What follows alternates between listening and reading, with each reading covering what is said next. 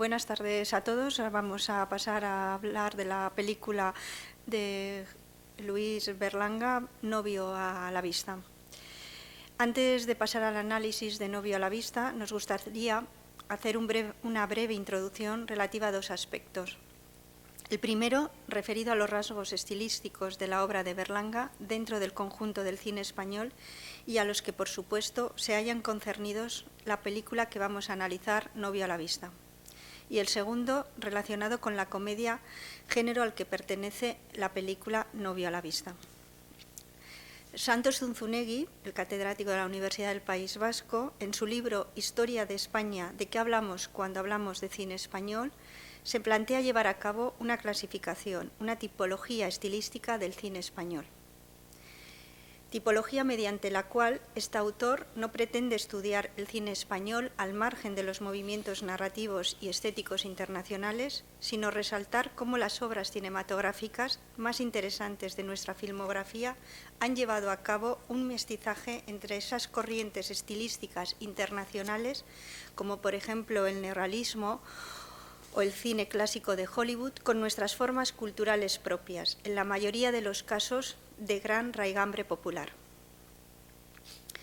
Este autor, y cito literalmente, dice lo siguiente: la beta más rica, original y creativa del cine español tiene que ver justamente con la manera en que determinados cineastas y películas heredan, asimilan, transforman y revitalizan toda una serie de formas estéticas propias de nuestra cultura, como el sainete, el carnaval o la comedia costumbrista de corte estridente.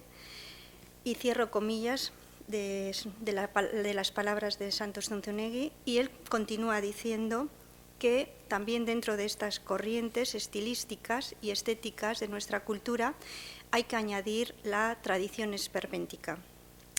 Una tradición esperpéntica que, dice este autor, no solo se refiere a la concepción visual de la obra de Valle-Inclán, sino que remonta a las obras de Quevedo. Así, partiendo de esta premisa, Zunzunegui divide en cuatro las corrientes estilísticas del cine español. Por un lado, la del popularismo casticista, cuyo máximo exponente sería, para este autor, la obra de Edgar Neville. En concreto, él cita las obras de las películas El crimen de la calle Bordadores, de 1946, La torre de los 7 jorobados, de 1945. Por otra parte, la otra corriente estilística que él cita es la que desbordaría el realismo por la vía del mito. Y ahí se encuentra desde Las Urdes, de Luis Buñuel, de 1933, al Espíritu de la colmena, de Víctor Erice, de 1973, pasando por Furtivos, de José Luis Borau, estrenada en 1975, y terminando con la película La madre muerta, de Juan Mabajo Ulloa, que se estrenó en 1993. La tercera corriente es la que mezcla armoniosamente la vanguardia con lo popular y las referencias tradicionales, como serían los casos de la obra del director Jiménez Caballero, en concreto su obra Esencia de verbena, estrenada en 1930, la obra de Valdelomar, Fuego en Castilla, de 1950, la obra en general de Portabella, pero en concreto nosotros vamos a citar Puente de Varsovia, de 1989, o El silencio antes de Bach, del 2007. Y él también cita en esta tercera corriente estilística la obra del cineasta catalán Guérin, y en concreto la obra Tren de sombras, de 1997. Y la última corriente, aunque el orden aquí importe poco, pero es la que queremos citar al final porque es la que se relaciona con nuestro director Berlanga, estarían aquellos directores que utilizan el esperpento, el sainete y la estracanada como medio estilístico a la hora de concebir su obra cinematográfica.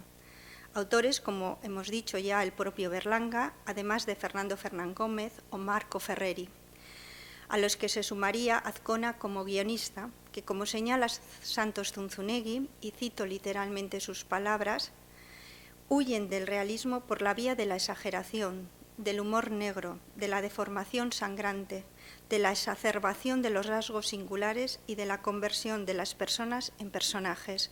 Y cierro las comillas de la obra de Santos Zunzunegui.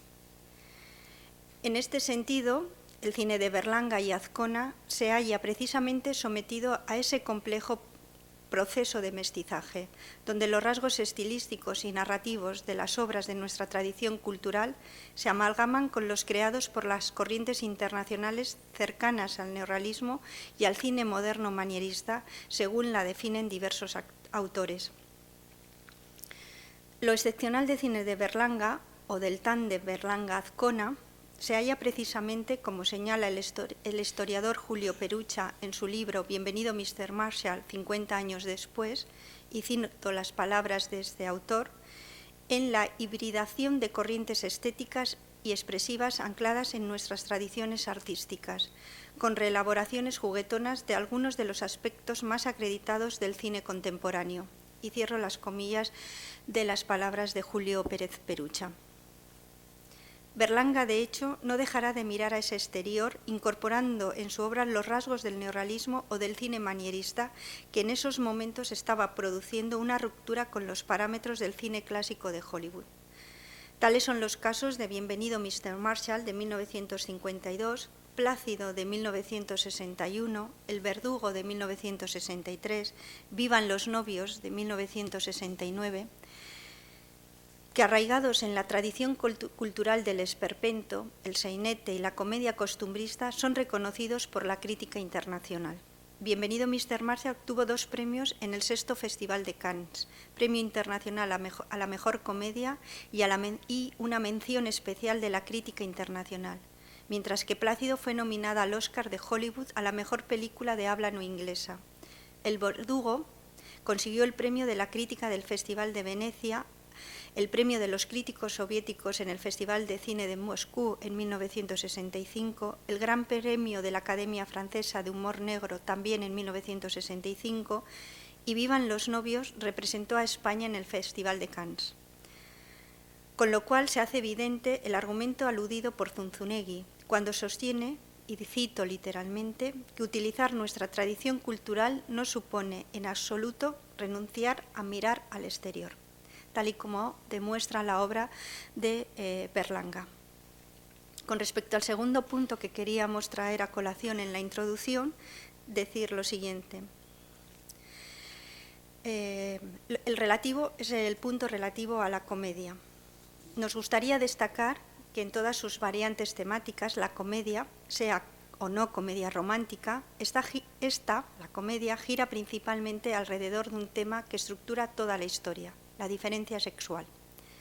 Como apunta la teórica y psicoanalista Carmen Ribes en su artículo Con faldas y a lo loco, y cito literalmente, esta autora dice lo siguiente: la manera en que hombres y mujeres se relacionan, el modo en que se salva la diferencia sexual, diría más, la ficción que rige la relación entre los sexos, el modo en que se hablan los hombres y las mujeres es, o puede ser, el rasgo más representativo de una época, sociedad o cultura cuando se pretende representarla o satirizarla. Por eso es un elemento presente en cada una de las variaciones temáticas de la comedia. Y cierro comillas.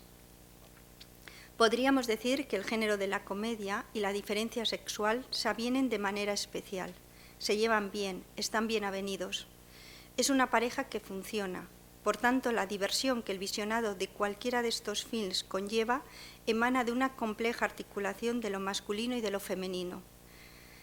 Y cito literalmente otra vez a la psicoanalista y teórica del cine Carmen Ribes, de la relación entre los sexos, de la manera que los hombres y las mujeres se hablan, se relacionan, de los avatares del amor y del sexo y todo lo que esto da lugar, es decir, las instituciones sociales básicas. Y cierro las comillas. Comedia que suele girar en torno al enredo o al juego posicional que se establece entre un hombre y una mujer o entre cualesquiera otras dos partes en conflicto. Novia a la vista, que enseguida pasaremos ya a analizar, pone en escena este conflicto entre un niño y una niña, a punto de convertirse en adultos, en hombre y en mujer. Transformación que provocará tensión entre ellos y contra el mundo adulto al que se resisten a entrar.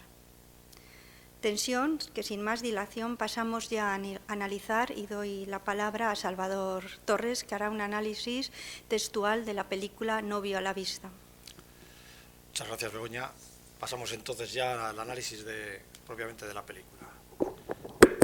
Novia a la vista comienza así.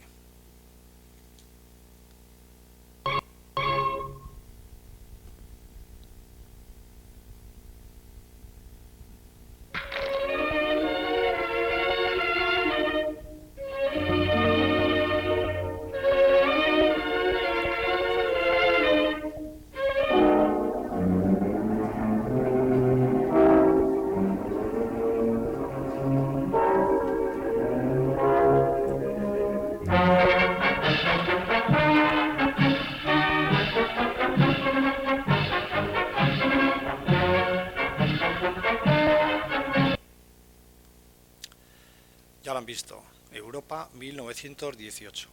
La película se sitúa pues en el contexto de la denominada Gran Guerra, la que enfrentó entre 1914 y 1918, año en el que Alemania solicitó el armisticio, a los países de la Triple Alianza, Alemania, Italia y el famoso Imperio Austrohúngaro, tan nombrado en las películas de Berlanga, contra los de la Triple Entente, Gran Bretaña, Francia y Rusia. De esa gran guerra, apenas insinuada mediante un acto de espionaje protagonizado por una mujer, enseguida pasamos a la guerra verbal que libran algunos ilustres ciudadanos en un café bien alejado del frente bélico.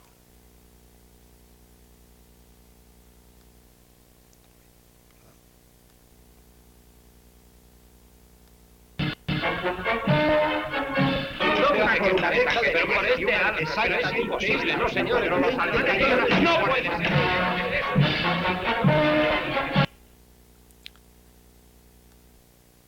Pero no tarda en hacerse extensible ese clima de tensión que se vive en Europa a personajes más centrales de la historia, con minúsculas, que nos ocupa.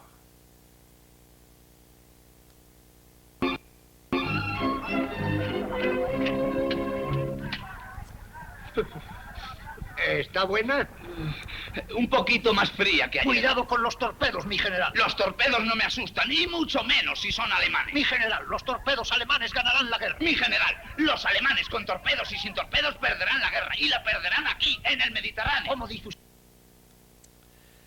De manera que aquella guerra lejana va teniendo efectos bien cercanos, hasta el punto de convertirse ese clima de tensión bélico en el asunto nuclear de la película. Un momento, ahí veo un papel. Espere. Ay, Dios mío, no puedo más, no puedo más. ¿Qué dice? ¿Qué dice? Ay, Dios mío. Va dirigida a las personas mayores y dice Ay, así. señor. Como os habéis empeñado en que Loli se convierta en persona mayor y no la dejáis que venga con nosotros a Nos jugar. la llevamos y os Nos la llevamos y os declaramos la guerra. No volveremos a casa hasta que no juréis que... Juréis que vais a dejarla tranquila y no volver a molestarla más con vestidos de mayor y zapatos de mayor. Ay, Dios mío. Estas son nuestras condiciones. Si decís que no, no volveremos a casa. Si decís que sí, sí. Nosotros estamos bien en las ruinas del castillo. Muchos besos de todos, firmado todo. ¡Ay, no, es imposible! Y al igual que en la Gran Guerra se formaron dos bandos, el de la Triple Alianza y el de la Triple Entente, también en esta otra guerra hay dos grupos enfrentados, el de los niños contra el de los adultos. Conflicto que se desata, ya lo han oído, por ese empeño de los adultos en querer convertir a la joven Loli en persona mayor. De manera que bajo ese trasfondo bélico late sin duda el conflicto mayor de la película, la resistencia de los jóvenes a convertirse en adultos, y más concretamente la resistencia de Loli a reconocer la transformación que está operando su cuerpo, el cuerpo de una niña a punto de convertirse en toda una mujer. Nos vamos de vacaciones. ¡Niña! A la playa linda mar. ¿Qué formalidad es esta? Formalidad, formalidad. ¡Ja! Pareces la madre superior. Más respeto. Ya tienes edad de sentar la cabeza. Vamos. Oye, Kaiser, no me echarás de menos, no te olvidarás de mí. Niña, deja al perro que te mancha el uniforme. ¡Ah! La raqueta. Por poco me la dejo. Oye, ¿qué estás metiendo ahí? ¿No lo ves? 2 pares de medias de seda. ¿De seda y para quién? Para ti. Las compré esta mañana. Pero si yo jamás las he llevado. Pues ya va siendo hora. Estás dejando de ser una niña, Loli. ¡Oh! El vestido blanco. Nos vamos de vacaciones. Nos vamos de vacaciones. A la... Mamá, ha encogido. No, hija. Estas telas no encogen. Has crecido tú.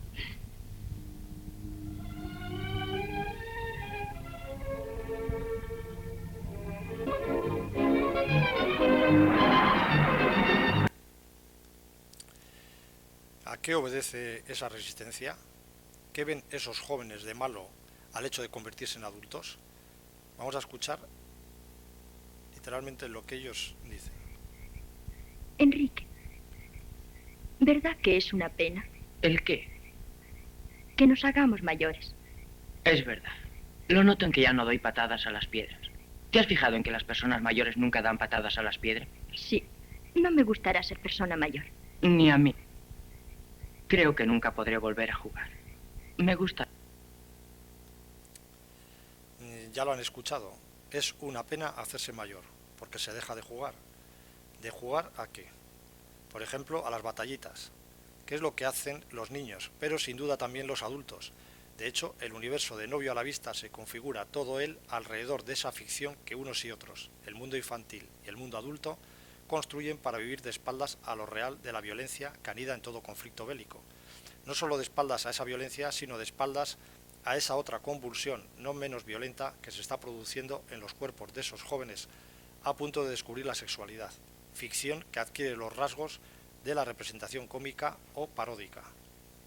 Jesús González Requena, precisamente en Cómico, Parodia, Comedia, los géneros de la risa, dice lo siguiente: lo cómico podría ser definido como la emergencia en un universo adulto de unos determinados rasgos de conducta infantil, tal y como estos son definidos por una cultura dada. Y también la posibilidad inversa, esto es, la emergencia, continúa diciendo González Requena, en un universo infantil de rasgos de conducta de carácter adulto. Vamos a ver un ejemplo de lo primero, de esos rasgos de conducta infantil en el mundo de los adultos. Mi general, los alemanes con torpedos y sin torpedos perderán la guerra y la perderán aquí, en el Mediterráneo. ¿Cómo dice usted? ¡Qué barbaridad! Pero es posible. No sabía que Ballester fuese general. Ni él tampoco. A lo más que ha llegado en el ejército es a soldado de cuota. Entonces, Sirvieron juntos en Cuba y se creen con experiencia militar. Todos los veraneos se ascienden un grado. Llevan ya 2 años tratándose como generales. Niñerías. Niñerías, pues, de los adultos. Niñerías de las que se hacen eco los propios niños, introduciendo en su mundo infantil rasgos de carácter de los adultos. la crisis bancaria no tiene solución. Terrible, don José. ¿Y qué me dice usted de la ofensiva? No le digo nada. Fíjense, una mujer sola que descoge. ¡Es polaca! Imposible. Bebe champán. Magnífico. Estas señoras extranjeras son tremendas, no hay duda. ¡Oh, miren, un Villanueva! ¡Un Villanueva! ¡Qué alto! ¡Y qué buen partido! Y se baña todos los días. No me digas, sin hacer la digestión. Lo que oye sin hacer la digestión. Y además toma baños de sol. Sí.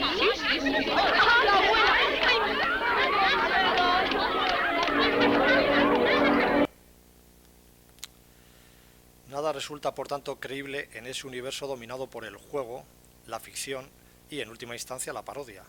Parodia que, según González Requena, vendría a ser la puesta en evidencia del carácter convencional del universo narrativo, lo cual tiene por efecto automático la paralela puesta en evidencia de la ficción como ficción, quedando así desrealizado el universo del relato y descubriéndose el espectador a la vez emplazado en una posición de dominio desde las que observa distante el juego, explicitado como tal de los personajes.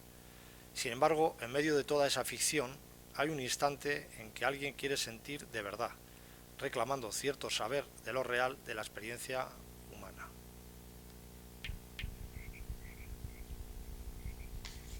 ¿Sabes una cosa? ¿Qué? Que me gustaría que esta batalla fuese de verdad y yo estuviese herido ahora. Y me cuidases tú. Pero solo herido en el hombro, ¿eh? A mí no me gusta ser enfermera. Prefiero ser el agente X-27. Aunque te hubiésemos fusilado. Eso importa poco. Casi todas las espías terminan así. A Enrique, ya lo han oído, le gustaría que esa batalla fuera de verdad. ¿Para qué? Para sentirse herido y poder experimentar de verdad lo que el juego y la ficción le escamotean. Sin embargo, sabedor de que eso duele, enseguida vuelve a la posición del niño que demanda protección y cuidados. Nada de eso quiere ella, que se declara del lado de la espía dispuesta incluso a morir. volveremos después sobre esto. Ahora conviene que sigamos profundizando en esa ficción sobre la que pivota por entero Novio a la vista. Ficción que, en tanto subrayada como tal, como puro espacio de representación, hará imposible la emergencia de verdad alguna en el trayecto de esa niña hacia su definitiva conversión en mujer. No hay relación humana o institución cultural que se salve de su correspondiente parodia. La guerra comparece desde su inicio como un lugar propicio a la traición y el espionaje, actitudes estas que después veremos reproducidas en la batalla que mantienen los niños contra los adultos.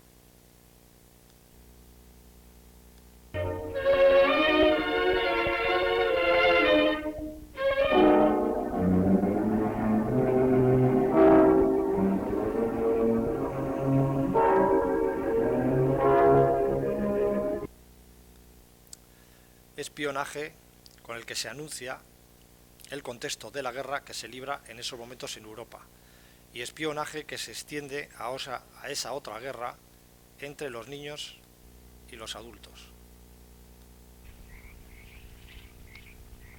Mamá, voy a acercarme a espiar a ver qué hacen los chicos. Cuidado, hija.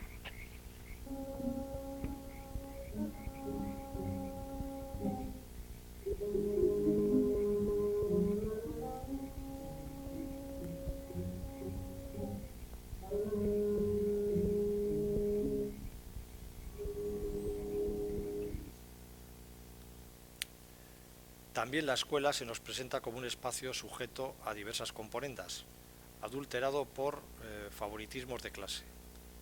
Vamos a ver.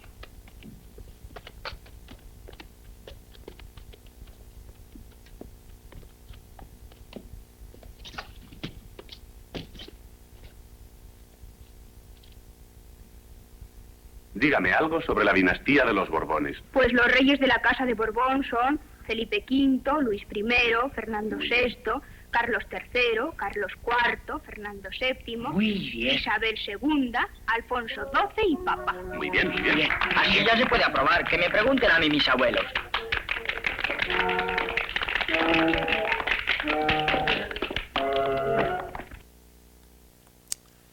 Tras el examen del hijo del rey, Alfonso XIII, sin duda paródico, le toca el turno a Enrique.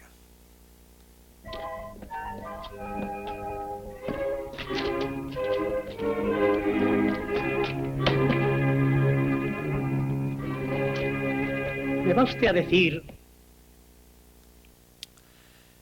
Y tras la escuela, después de lo que vimos sucedía en la guerra, como espacio igualmente sometido a engañosas apariencias, pues le sucede otro tanto al matrimonio, entendido aquí como institución represora.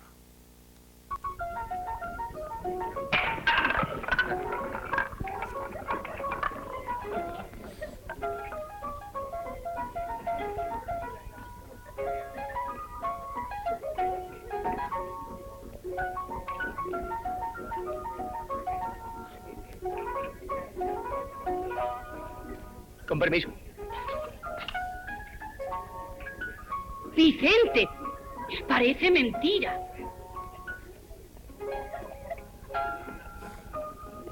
La bola. La bolita. Este Vicente es tan curioso.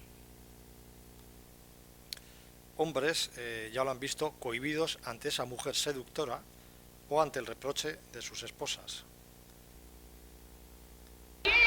Hola, mamá. Anda, Loli, vamos, ven conmigo. Date prisa. Ya verás qué sorpresa. Hola, mamá. ¡Qué sorpresa! Hijo, qué sucio vienes. Y qué pelo. Pareces un zulú. Pues si vieras lo que nos hemos divertido, papá nos subió a lo alto de una peña y desde allí he explicado la forma de determinar los puntos cardinales. Sí, papá. Y ahora a estudiar las cordilleras. Y es que Berlanga, tal y como señala González Requena en relación con Buñuel, salvando sus evidentes diferencias, no ve en la civilización otra cosa que el sistema de mascaradas hipócritas con las que se reprime y somete el deseo del individuo hasta la aniquilación total de su libertad. Esa visión tan arraigada en el pensamiento postmoderno y en las vanguardias de principios del siglo XX asocia la represión a la falta de libertad de un sujeto constreñido por ciertas normas sociales. Normas, repetimos, vividas como mascaradas hipócritas. Por eso a la sociedad civilizada que aparece en Novio a la vista se le atribuyen únicamente los rasgos negativos asociados a esa mascarada hipócrita que representa, de manera que esos jóvenes, a punto de hacerse adultos, no ven en esa cultura que les aguarda otra cosa que parodia de ciertos valores. Parodia que Berlanga convertirá en marca de su cine, estableciendo esa distancia entre el personaje y el actor, característica de su estilo coral. Distancia entre el personaje y el actor que González Requena, al referirse a lo cómico y lo paródico, dice que irrealiza al personaje, al ponerlo en evidencia como ficción, descubriendo al segundo como actor, es decir, como alguien inmune en el interior del relato, evidentemente, a todo padecimiento. O en otros términos, la puesta en práctica de un trabajo de interpretación y, por tanto, de dirección de actores que conduzca a la parodización del personaje por el actor. Vamos a ver algunos ejemplos de esto último. Ahí va un suicida.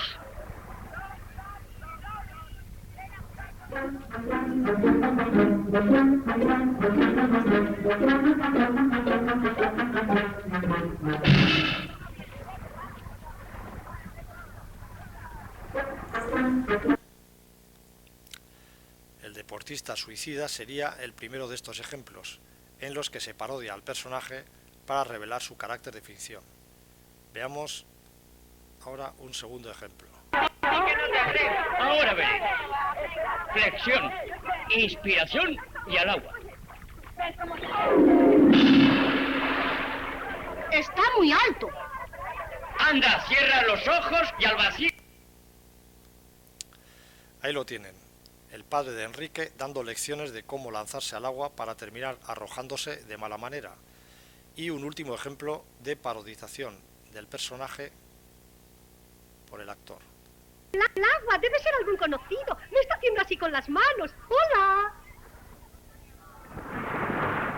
Ah, sí, ahora le veo. ¡Hola! ¡Hola!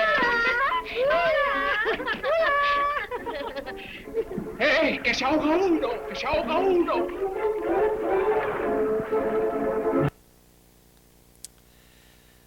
El mundo adulto caricaturizado y contra sus normas, sin duda ridículas o ridiculizadas, se rebelan los niños, solo que la batalla que plantean no deja de sostenerse en el plano de una guerra ficticia, sin duda placentera en tanto juego inocuo, pero cuya victoria apenas servirá para demorar la entrada de Loli en ese mundo de los adultos que menosprecian. El juego, pues, como rechazo y evasión de la vida adulta, un juego, en todo caso, circunscrito al periodo de las vacaciones veraniegas, delatando así su carácter efímero. En todo caso, conviene precisar por qué esas normas resultan la mascarada que se nos ofrece.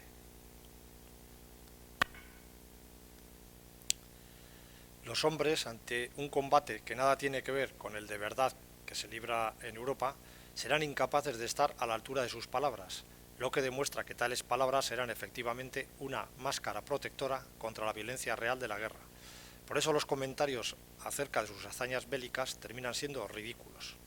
Otro tanto ocurre con las mujeres. Bueno, eso sí que es matarse. Creo que lo hace para perder grasas. ¡Qué horror! ¡Miren! ¡Qué escándalo! ¿Les parece desfachatez? Todos están poniendo estas ¡Qué playas. traje de baño! Si casi se le ve la rodilla. Y tan ceñido entre espías. Pero, ¿usted cree de verdad? Lo que le digo, espía turca. ¿Y qué hace el Lindamar? Cualquiera Estará sabe. preparando un desembarco turco.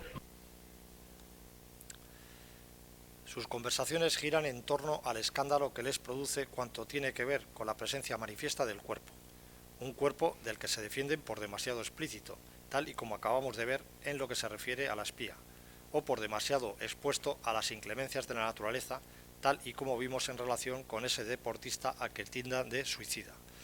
Por eso la transformación corporal de Loli, más allá de la emergencia sexual que ello supone, va a quedar reducida a la búsqueda de un buen partido. ¡Qué mona! ¡Pero qué monísima! ¡Qué rica! Mamá, no puedo, me hacen daño. Y además con este tacón. Naturalmente. Tu madre te deja ir todo el día descalza. Venga a saltar, venga a correr. Bueno, ya eres una señorita. Es hora de que vayas con personas mayores. Así el día de mañana podrás elegir un buen marido. Piensa, Loli. ¿Qué más puedes desear? Y nada de esa pandilla de cafre. de manera que ni unos ni otras saben nada de aquello que escapa al control de la norma social. Plácidamente instalados en ese mundo confortable, todas aquellas conductas que vienen a quebrar ese orden social se vuelven incomprensibles. Conviene recordar que en Novio a la vista está representada la burguesía de comienzos del siglo XX, una burguesía asentada en el pensamiento de la modernidad, cuyo paradigma cognitivo, según señala González Requena, concibe al ser humano como una máquina racional que busca el placer y rehúye el dolor. Ay, gracias a Dios. Está refrescando. Yo voy a pasarme la noche tosiendo. Yo también. Pues sí que se van ustedes a divertir mucho. El regente me está sentando como un tiro para el reuma. No me puedo mover. Voy a perder 20 kilos. Ya lo han visto, la concepción imaginaria que de la batalla tenían los adultos, vencer a los niños por cansancio, se quiebra cuando el dolor se hace presente en sus cuerpos, de manera que los principios que defendían se demuestran inconsistentes y en franca retirada al menor contratiempo. No conciben la tensión más allá del principio del placer. Nada más alejado de la experiencia humana real. ¿Qué experiencia? Pues por ejemplo esta. He dicho que hola. Ya te hemos oído. ¿Y eso a qué viene? ¿Y tú a qué vienes aquí? A jugar con vosotros. Tú ya no eres de los nuestros. Tú con los mayores, con ese señor. Eres demasiado grande para venir con nosotros. Tú con tu novio. Venga, dale una patada a la astilla. ¡Qué palitas se están pegando! ¡Anda, duro con el Loli! ¡Tú que me vamos a ver! ¡Cuidado! ¡Venga, Loli! ¡Venga, la cabeza, Enrique! ¡Duro con el Loli! ¡Duro! ¡Pero gana! ¡De la nariz, de la pilla! ¡Dice que la tenemos! ¡Ay!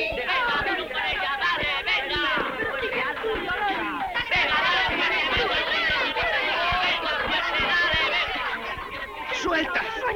Y los dos al mismo tiempo.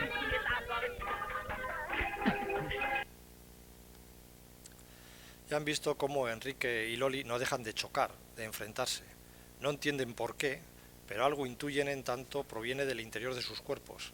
Pelean de verdad, se abofetean, se agarran, se tiran por el suelo, empujados por un ímpetu que quiere saber de la pasión, del dolor y, por qué no, del goce, es decir, de la violencia.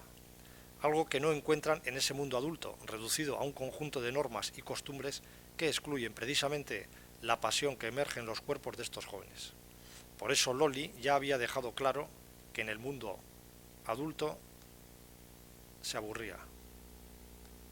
¿No te puedes sentar de otra manera? Si estoy bien así. ¿Qué vas a estar bien? Una señorita como tú debe adoptar otro aire, otra manera de comportarse. Es que me aburro mucho. Pues pasas las hojas de la partitura para que Federico pueda cantar. Eso. Anda, mujer, con Federico. Villanueva. Pero si yo quiero ir con mis amigos. ¿Con esa pandilla de cafres? De ninguna manera. Están esperándome porque me van a fusilar. Basta de niñerías, eres una mujer.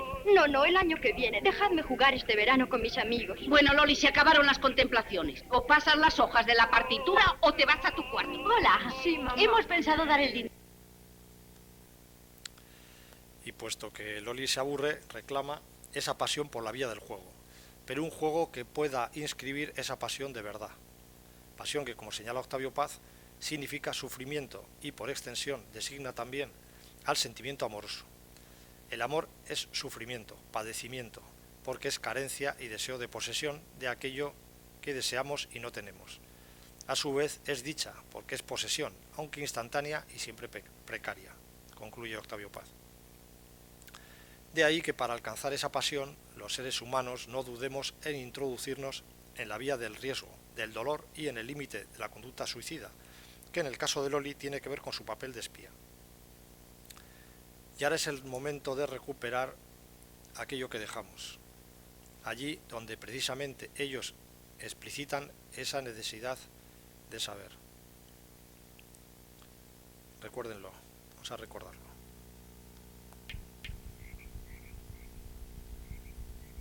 ¿Sabes una cosa? ¿Qué? Que me gustaría que esta batalla fuese de verdad y yo estuviese herido ahora. Y me cuidases tú. Pero solo herido en el hombro, ¿eh? A mí no me gusta ser enfermera. Prefiero ser el agente X-27. ¿Aunque te hubiésemos fusilado? Eso importa poco. Casi todas las espías terminan así. Si Loli quiere ser espía hasta el punto de desfallecer, es porque algo de esa experiencia extrema le conmueve. Tanto es así que todo su cuerpo resplandece. Piedra. Sí, no me gustará ser persona mayor. Ni a mí. Creo que nunca podré volver a jugar. Me gustan más otras cosas. ¿Qué cosas? No sé. Estar a tu lado, pero solo. ¿No te enfadarás si te digo algo? No.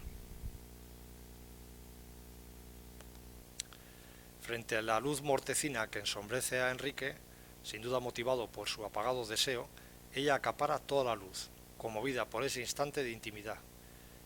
Intimidad que llevará a Enrique a pedirle que sea su novia y cuya declaración Loli escucha ilusionada, bañándose de luz su rostro. Pero observen lo que ocurre cuando tienen que sellar ese compromiso. ¿Quieres ser mi novia? Sí. Entonces ya somos novios. Sí. ¿Y ahora qué hay que hacer? ¿Te doy un beso? Sí.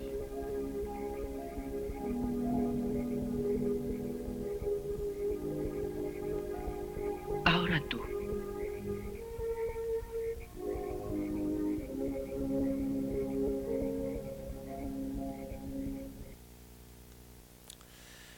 Primero no saben lo que hay que hacer.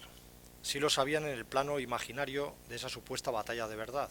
Ella se comportaría como espía y él como víctima herida. Pero cuando el compromiso es de verdad, comienzan las dudas, que se resuelven con un beso. Un beso que llevará a Loli a bajar la cabeza. Por primera vez su rostro se ensombrece, precisamente en el momento en que la novia toma cuerpo real en detrimento de la espía. Diríase que frente al compromiso, Enrique y Loli languidecen, volviendo la luz al rostro de ella cuando los otros niños le devuelven a la guerra ficticia que mantienen contra los adultos. Lo venimos diciendo, en Novio a la vista todo se desarrolla en el plano de la ficción, del juego, de la mascarada. Por eso Enrique y Loli languidecen cuando se trata de consumar de verdad su noviazgo, volviendo a la batalla ficticia donde a su vez hemos visto a los adultos comportarse de forma caricaturesca, de manera que ni hay generales que valgan, ni habrá novios capaces de sostener el compromiso recién adquirido. Por eso, una vez finalizada la batalla, todo volverá al mismo lugar, ocupando cada cual la posición imaginaria previa al conflicto. Buenas. No cabe la menor duda. Alemania gana la guerra antes del invierno. Mi general, eso es vivir de Mi general, me remito a la opinión de nuestro colega, el laureado general Amorós. ¿No opina usted igual que yo? Tal vez sí, tal vez no. Estratégicamente hablando, ya lo decía Clausewitz, un buen dispositivo de cobertura es siempre un buen dispositivo de cobertura. Muy bien, sí señor, muy bien, muy bien. Hola. Los supuestos generales vuelven a imaginar que son magníficos estrategas, mientras el resto de adultos y los niños continúan igualmente a lo suyo. Anda, que nos vamos a jugar. Mira, una estrella de mar. Vamos a jugar. Empieza ya a refrescar, ¿verdad? Pues el Madrid seguirá amándose. Pero ¿y los refrescos de Fornos? Vicente, ¿cuándo tendrás formalidad? ¡Qué hombre! De manera que los adultos seguirán con sus cotilleos y batallas y Enrique y Loli con las suyas, fracasando el noviazgo que tan débilmente sellaron. Como débil será igualmente la victoria en esa guerra infantil contra los adultos, dado que Loli, la joven por la que lucharon, pronto les va a traicionar.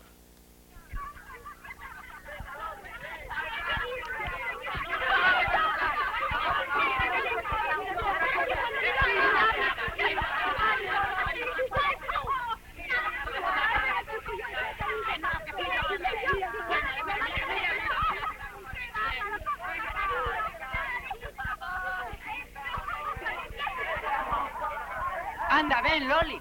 Vamos, no tardes tanto. Hablamos sin duda de traición, que es lo que corresponde a una espía. Recuerden que así arranca la película y recuerden que Loli siempre ha deseado comportarse como tal espía. Bueno, pues ahí la tienen, ocupando el lugar que tanto ha deseado.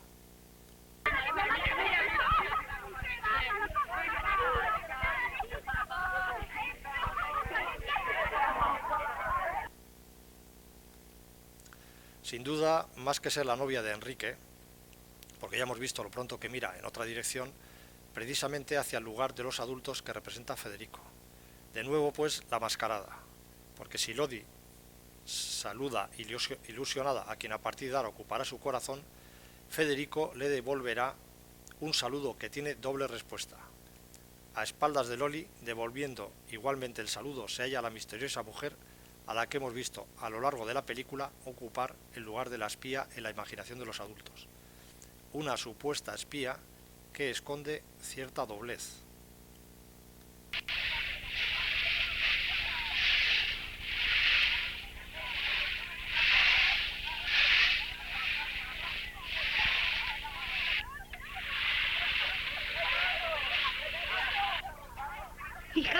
Fijaos cómo mira el ingeniero. Y ella sacó una fotografía de los generales. ¿Ah, sí? Definitivamente espía. Pero no habíamos quedado en que era una trapecista que había envenenado al domador.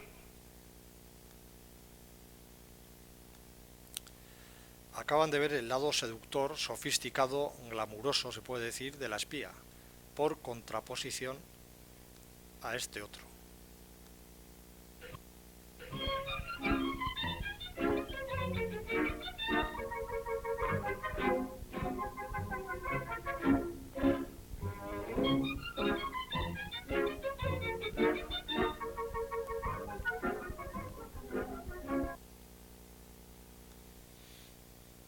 He ahí los dos planos que no dejan de abrazarse en el paródico universo de Novia a la vista. Por un lado, el plano imaginario, fruto de los anhelos y fantasiosas expectativas que cada cual se hace, y por el otro, ese mismo plano imaginario revelando su carácter tramposo. De manera que el juego y la ficción que lo sostiene se descubre vacío de sentido, pura farsa imaginaria que deja en el cine de Berlanga cierto pozo amargo y desencantado, o amargo por desencantado. Es lógico en todo caso la articulación de esos dos planos, su ligazón. Si la ficción se entiende como espacio de inscripción de lo ilusorio, puro espacio de juego donde ninguna verdad comparece, su reverso no puede ser otro que la decepción que acompaña al descubrimiento de su mascarada. De manera que el amor ilusorio de Loli por Federico, una vez decantado su cuerpo en transformación del lado adulto, queda ejemplificado en ese saludo que se bifurca en dos. Ella solo ve el partido que definitivamente supone Federico, sin alcanzar a ver lo que a sus espaldas delata la ambigüedad del saludo de quien ahora ocupa el lugar de ese novio a la vista. Y bien, ¿no quería Loli ser espía? Bueno, pues ahí la tienen, la doble cara de esa espía. Doble cara que ya tuvimos ocasión de ver al comienzo mismo de la película.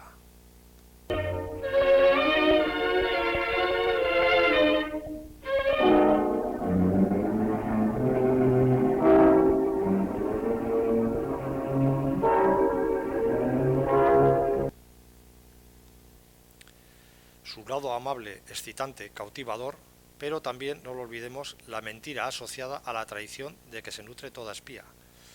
Pero dejemos por un momento a Loli y vayamos ahora a Enrique. La victoria obtenida en su batalla contra los adultos de poco le servirá.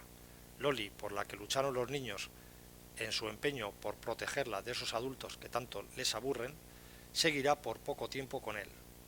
Ya le hemos visto desviar su mirada hacia Federico y, ante la insistencia de Enrique, unirse de nuevo al juego casi a regañadientes. Del gesto de su novia ni se entera. Anda, ven, Loli. Vamos, no tardes tanto. Anda, que nos vamos a jugar. Mira, una estrella de mar. Vamos a jugar.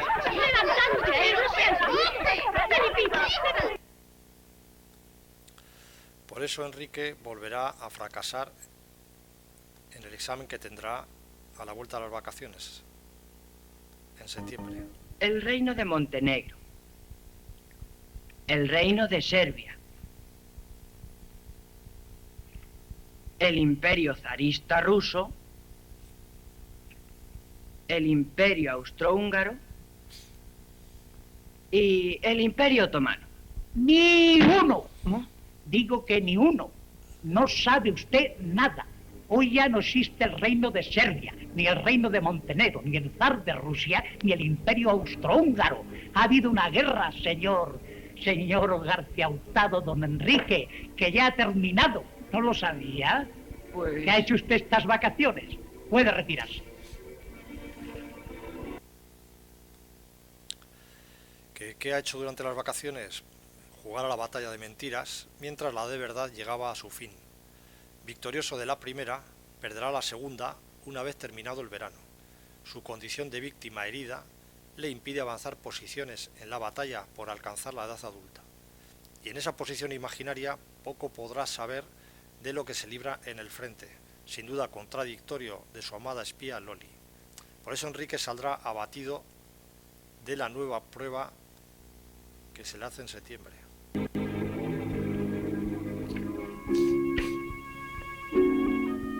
¿Qué tal, Enrique? ¿Qué pasa? ¿Está difícil el examen?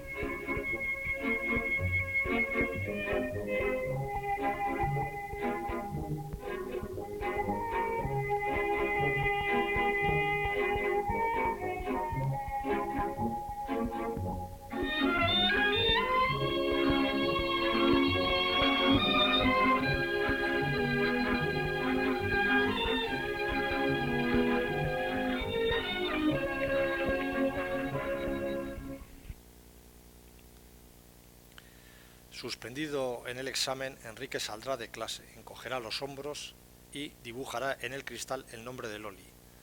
Un nombre que borrará una vez advertido su fracaso, para quedarse absorto mirando a través de la ventana. Veremos su rostro tras el cristal, pero no el contracampo de lo que ve. La cámara, ahí muy precisamente situada, remarcará aquello que constituye el rasgo más notable de Enrique, que mirar mira, pero no ve nada.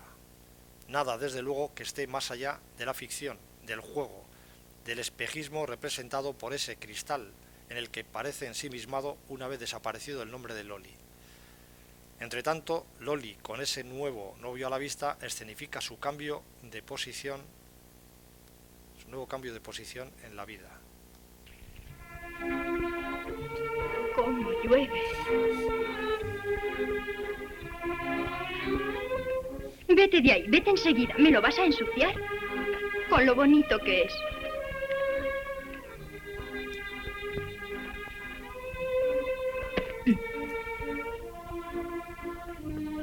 ¿Qué te parece, Kaiser? ¿Te gusta? Contesta.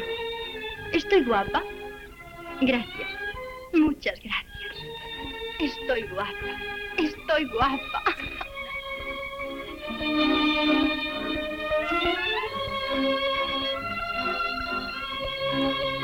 Yo no para de llover y sin poder salir.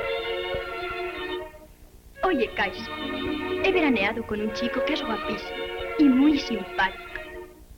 ¿Quieres saber su nombre? ¿Ah, sí? De acuerdo. Lee.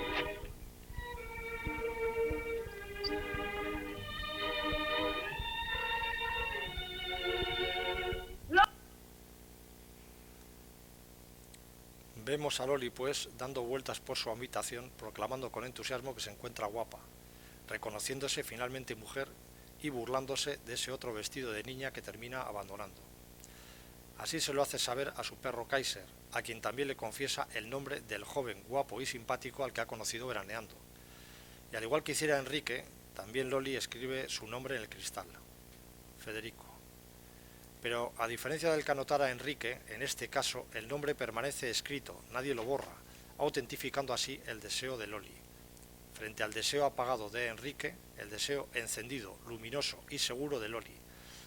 Pero la película no acaba aquí, con ese esperanzador deseo de Loli. Si hemos dicho que Novio a la vista se mueve entre la mascarada, el espejismo y la decepción que acompaña a esa ficción donde ninguna verdad puede inscribirse, que no sea a modo de parodia, es lógico que la narración así lo constate. El deseo de Loli, tan esperanzador, se nutre de lo imaginario, puesto que Federico jamás en la película, de toda la película, le ha mostrado ese Tenemos deseo. una banda. Enrique hace de jefe. Y está el gordo que es X-1000. Y hay una banda enemiga. Les hemos robado un plano. Y el tonto del gordo solo ha comido. ¿De qué se ríe usted? Pues de todo. Tiene mucha gracia. Ya han visto cómo se toma a broma lo que le cuenta a Loli, y han visto igualmente su saludo ambiguo, sospechoso, de su despedida en la playa, de forma que al deseo de Loli únicamente le aguarda quedar inscrito finalmente en ese cristal empañado donde aparece, sin duda invertido, el nombre de Federico, reverso ambiguo del deseo. De manera que el amor ilusorio de Loli, ese que vemos dibujado en un cristal, queda de puertas adentro para que sea en cambio un gris otoñal y lluvioso el que clausure la narración. ¡Loli! ¡Loli! Sí, mamá.